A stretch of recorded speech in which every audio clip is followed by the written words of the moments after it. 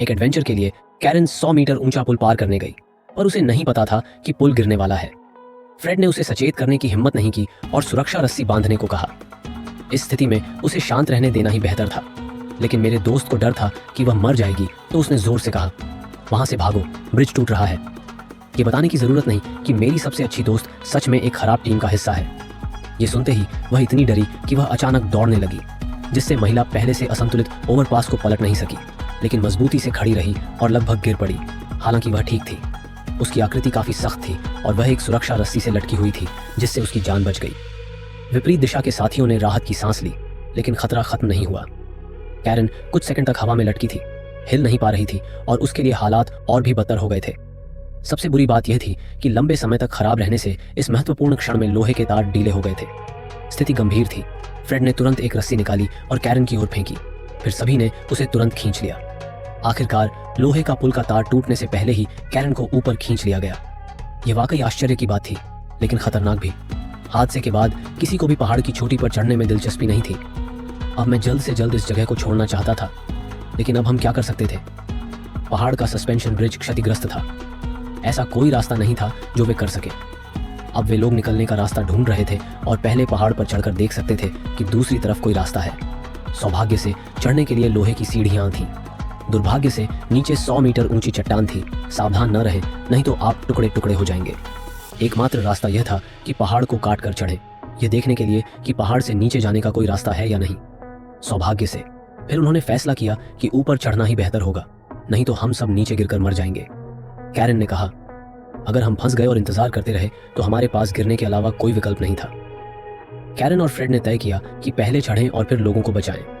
उनके पास बाहर निकलने का कोई रास्ता नहीं था। वे केवल थोड़ा थोड़ा करके आगे बढ़ सकते थे। कुछ समय तक रेंगने के बाद कैरन और उसका दोस्त चट्टानों के ऊपर चढ़कर रास्ता ढूंढने गए। सबकी मानसिक स्थिति खराब थी। क्लोई का दोस्त जोर से सांस ले रहा था, कांप रहा था। गिलोम ने आराम करने के लिए कहा। क्लोई ने शांत होने को बोला। चट्टानों पर चढ़ते हुए क्लोई का दोस्त बहुत डर गया या उसके पैर कंपाने लगे। क्लोई ने उसे शांत होने को बोला या साहस दिखाने को कहा, लेकिन वह डर के मारे फिसल गया या उसका हुक चट्टान से निकल गया, जिससे वह चट्टान पर लटका रह गया। सौभाग्य से वह आधा लटका था। वह सुरक्षा रस्सी से बंधा था। गिलोम ने उसे बचाने और नीचे गिरने से रोकने की कोशिश की थी, पर क्लोई का दोस्त का डर उसे गिरा गया। स्टील केबल गुरुत्वाकर्षण का सामना नहीं कर सका। गिलोम ने कहा, यदि तुम मरना चाहते हो तो मुझे जाने दो। अगर तुम नहीं हटोगे तो मैं गिरने वाला हूं, लेकिन अगर तुम हटोगे तो मैं नहीं गिरूंगा। क्या तुम मुझ पर विश्वास करते हो? सोचो और बताओ, क्या तुम मुझ पर सच में विश्वास करते हो? इस भयानक दृश्य को देखकर ऊपर क्लोई पूरी तरह से असहाय हो गई। उसी समय कैरन और उसका दोस्त फ्रेड चट्टान की चढ़ाई पूरी करके ऊपर पहुंचे। उनकी जान एक पल के लिए भी रुकने की हिम्मत नहीं हुई और वे बेतहाशा भागने लगे। लेकिन जैसे ही वे दौड़ रहे थे, अचानक फ्रेड का पैर एक जाल पर पड़ गया और उसने जकड़ लिया। असहनीय दर्द के कारण उसकी हिलने डुलने की क्षमता तुरंत समाप्त हो गई। उनमें से एक ने जाल को तोड़ने के लिए पूरी कोशिश की, लेकिन वे एक गलती से या फिर टाइट से पैर को दबाने लगे। फ्रेड दूसरी बार गंभीर रूप से घायल हुआ। हताश होकर फ्रेड ने क्लो को सुरक्षा रस्सी दी और पहले 3 लोगों को बचाने और फिर खुद को बचाने के लिए कहा। क्लो का दोस्त जल्दी से रस्सी का पालन करता है। ऊपर जाते समय गिलोम के सिर पर पैर रखकर ताकत पाता है। मदद से वे तीनों बिना किसी खतरे के जल्दी से ऊपर चढ़ गए। दूसरी तरफ फ्रेड इतने भाग्यशाली नहीं थे। अचानक उसने अपने चारों ओर शाखाओं के काटने की आवाज सुनी और सोचा कि यह क्लोए जोर से वापस आ रही है। उसने जमीन पर दोस्त का नाम पुकारा, लेकिन काफी देर तक पुकारने के बाद भी उसे कोई जवाब नहीं मिला। तभी उसे अचानक एहसास हुआ कि कुछ गड़बड़ है, लेकिन इससे पहले कि वह तैयार हो पाती, उसे एक शक्तिशाली रहस्यमय शक्ति ने जबरन खींच लिया। जब कुछ लोग वापस आए, फ्रेड गायब हो गए। केवल एक जाल और खून का निशान रह गया। दोस्तों ने बहस की और यह कहा कि वे दोनों जाल को नहीं तोड़ सके और फ्रेड को यहाँ छोड़ दिया। डरपोक क्लोई का दोस्त कहता है कि वह यहाँ से छोड़कर पहाड़ से नीचे जाने वाला है।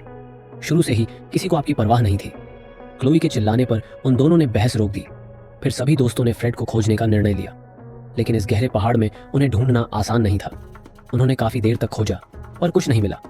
इस बीच क्लोई का दोस्त की अलग राय थी। अचानक फिर कुछ देर बाद गिलम और क्लोई के दोस्त की लड़ाई हुई। क्लोई ने उसे रोकने दौड़ी और गलती से जाल में गिर गई। उसे क्लोई से कोई जवाब भी नहीं मिला और उसे एहसास हुआ कि कुछ गड़बड़ है। कैरन उसे ढूंढने के लिए जल्दी से सुरक्षा रस्सी से नीचे चली गई। जैसे ही वह नीचे उतरी, उसके पैर के तलवे पर अचानक एक दुर्घटना हो गई। इस समय खड़ी कीलें उसके माथे से केवल कुछ ही दूर थीं। वह बहुत डर गई थी। अगर वह उस पर गिर गई तो वह निश्चित रूप से मर जाती। उसने नीचे देखा और देखा कि जाल के नीचे कई कांटे खड़े थे। यह स्पष्ट था कि किसी ने जानबूझकर ऐसा सोचा था। जल्द ही वह कोने में देखती है, सौभाग्य से मिल गई। उसकी चोटें बहुत गंभीर नहीं थीं, लेकिन उसकी बांह में तेज कांटे चुभ गए थे। यहाँ कैरन ने अपनी सांसें ठीक की और फिर क्लोई को उठाया। हाथ से सीधे बाहर चढ़ गई। क्लोई बच गई, पर लापता फ्रेड का सुराग नहीं था। ये जगह जाल से भरी हुई थी। सावधान न रहे तो इन लोगों के बारे में सोचकर जीवन खतरे में पड़ जाएगा। जल्द ही वहां से निकल जाते हैं। आसमान से तेज बारिश हो रही थी। वे ठंडे और थके हुए थे और उनकी शारीरिक शक्ति समाप्त होने वाली थी। सुरक्षा कारणों से उन्होंने अपने शरीर पर सुरक्षा रस्सियां बांध ली, ताकि यदि कोई बेहोश भी हो जाए तो समय पर पता चल सके। अभी तक वे बहुत दूर नहीं गए थे। कैरन, जो अंत में चल रही थी, अचानक एक तीर से घायल हो गई। वह मदद के लिए चिल्लाना चाहती थी, लेकिन वह नहीं कर सकी। उसके शरीर से बंधी सुरक्षा रस्सी किसी अज्ञात चीज से कट गई थी। उसने पीछे मुड़कर देखा और पाया कि कैरन, जो मूल रूप से ठीक थी, खून की उल्टी कर रही थी और जमीन पर घुटने टेक रही थी। वह चौंक गई और तेजी से भागी, लेकिन एक कदम बहुत देर हो चुका था। कैरन को भी उसके दोस्त की तरह रहस्यमय शक्ति ने बेरहमी से खींच लिया था। वे केवल आगे बढ़ते रहे। मुझे नहीं पता कि वे कितनी देर तक चले, लेकिन उन तीनों ने गलती से पता लगाया कि उनके सामने एक छोटा सा घर था। ऐसा लग रहा था कि अंदर कोई नहीं होना चाहिए, इसलिए कुछ लोग साहस करके अंदर चले गए। जैसे ही वे अंदर आए, सामने का दृश्य देखकर वे घबरा गए। उन्होंने बहुत खोजबीन की। वह अपने दोस्तों की तलाश में थे। जो लाश निकली, उसकी अज्ञात शक्ल से स्पष्ट था कि उसने जीवन में अमानवीय यातनाएं सही थीं। गिलोम को यहाँ एक और तहखाना मिला। क्लोए नीचे थी। उसने हाथ उठाया। वह लालटेन लेकर नीचे गया, लेकिन उसे यह नहीं पता था कि सिर के दृश्य पलट गए। हर जगह जानवरों के अवशेष थे और कुछ सिर बीम से लटक रहे थे। वह खुद को नियंत्रित नहीं कर सका और तेजी से भागा। दरवाजे पर रुका। भ्रमित होने पर क्लोए ने उसे नीचे धकेल दिया।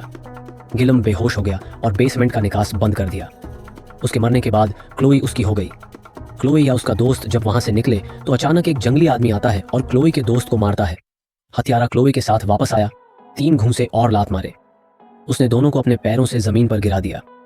क्लोई का दोस्त अभी भी विरोध करना चाहती थी, लेकिन उसे पता था कि वह हत्यारे से नहीं लड़ सकती।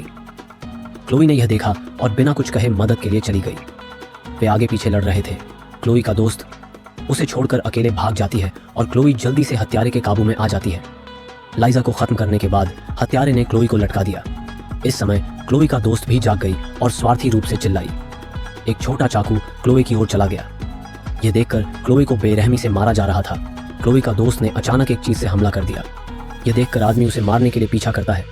हत्यारे ने एक धनुष और क्रॉसबो लिया और बाहर निकाल गया। इसका फायदा घर के 2 लोगों ने उठाया। मौका मिलते ही वह तेजी से भाग निकला। उसी समय बाहर कातिल पहले से ही अपना क्रॉसबो तैयार कर चुका था और क्लोई का दोस्त के दृष्टि क्षेत्र में आने का इंतजार कर रहा था। उसने क्रॉसबो से एक तीर चलाया और सीधे क्लोई का दोस्त के पैर में घुस गया, दर्दनाक चीख के साथ। क्लोई का ध्यान खींचते हुए दोनों तेजी से आवाज की ओर भागे। इस दौरान क्लोई का दोस्त को हत्यारे ने अंत में फंसा दिया था। उसके पीछे 100 मीटर की चट्टान थी और कोई पीछे हटने का रास्ता नहीं था। उसकी मौत का जाल बीत चुका था। फिर भी यह भाग्य था कि वे दोनों स्थिति में आ गए और मौत से लड़ने लगे। कई डर की लड़ाई के बाद कमजोर क्लोई का दोस्त इतनी बुरी तरह से पीटा गया कि वह देख नहीं सकती थी। उसे उसकी जांघ पर लगे धनुष को खींचने का सही मौका मिला और उसने सीधे हत्यारे के टखने पर वार किया। इसके बावजूद हत्यारे की युद्ध शक्ति अभी भी बची थी। सौभाग्य से महत्वपूर्ण क्षण में क्लोई का दोस्त ने एक पत्थर उठाया और इस अवसर का लाभ उठाकर हत्यारे के सिर पर जोरदार प्रहार किया। वह सुचारू रूप से लोहे की सीढ़ी के साथ चट्टान से नीचे उतरना चाहता था, लेकिन पता चला कि सीढ़ी सिर्फ सजावट के लिए थी। इस दृश्य को देखकर हत्यारा भी भ्रमित हो गया। जब आदमी का जीवन एक धागे से लटका हुआ था और क्लोई और गिलम समय पर पहुंच गए। उसने आदमी को पकड़ने के लिए हाथ बढ़ाया, लेकिन उसे ऊपर खींचने से पहले गिलम को याद आया कि जेड ने क्या किया था। वो धीरे धीरे हाथ की पकड़ कमजोर कर रहा था। क्लोई ने कहा, गिलम, ऐसा मत करो, मूर्ख मत बनो। क्लोई का दोस्त को पूरी तरह पता चल चुका था कि गिलम उसकी मदद नहीं करने वाला, और उसने ऐसा ही किया। फिर उसका हाथ छोड़ दिया या वो खाई में गिर गया।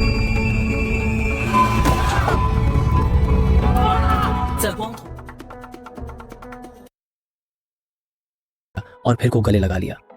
उसके पास कोई और प्रेम प्रतिद्वंद्वी नहीं था, लेकिन 3 सेकंड बाद वह एक तेज तीर के वार से मारा गया, उसके सिर के पीछे से।